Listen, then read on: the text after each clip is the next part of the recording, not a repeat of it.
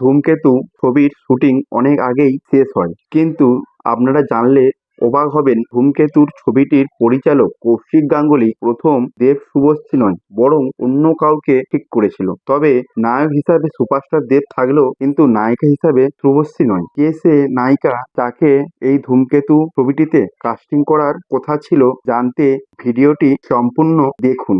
আর যারা যারা এখনো আমাদের চ্যানেলটি সাবস্ক্রাইব করেননি, তারা অবশ্যই আমাদের চ্যানেলটি সাবস্ক্রাইব করুন। আর যারা ভিডিওটি ফেসবুক থেকে দেখছেন, তারা অবশ্যই ফেসবুক পেজটি ফলো করুন। গত 14ই আগস্ট 2025 সালে মুক্তিপ্রাপ্ত ছবি ধূমকেতু। ধূমকেতু ছবি বক্স অফিসে এলে বক্স অফিস হিট করে। এই ছবির মাধ্যম দিয়ে দেব নিজেকে নতুন রূপে প্রতিষ্ঠিত পায় এবং এই ছবির মাধ্যমে দেব শুভশ্রীকে আবার রূপালী পর্দায় দেখা গিয়েছিল 10 বছর পরে। সেই দেব শুভশ্রী জুটি এক সময় বক্স অফিস কাঁপাতো, সেই জুটি 10 বছর পরে আসায় দর্শকরা খুবই আনন্দিত। এবং আপনারা জানলে অবাক হবেন, দেবের বিপরীতে শুভশ্রী নয়, বরং শ্রাবন্তীকে দেখা যেত। হ্যাঁ, ঠিক শুনেছেন, কারণ ধূমকেতু ছবিটির প্রথম অফার পায় শ্রাবন্তী। কি বিশ্বাস হচ্ছে না? তাহলে শ্রাবন্তীর মুখ থেকেই শুনে নিন।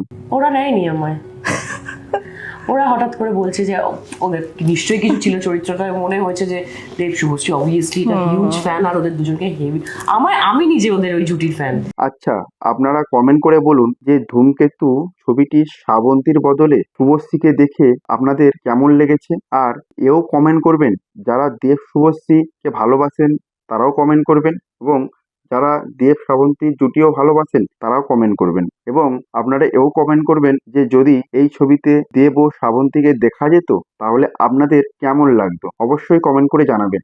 আর যারা যারা এতক্ষণ ধরে আমাদের ভিডিওটি দেখলেন, তাদের সবাইকে জানাই আরো একবার ধন্যবাদ।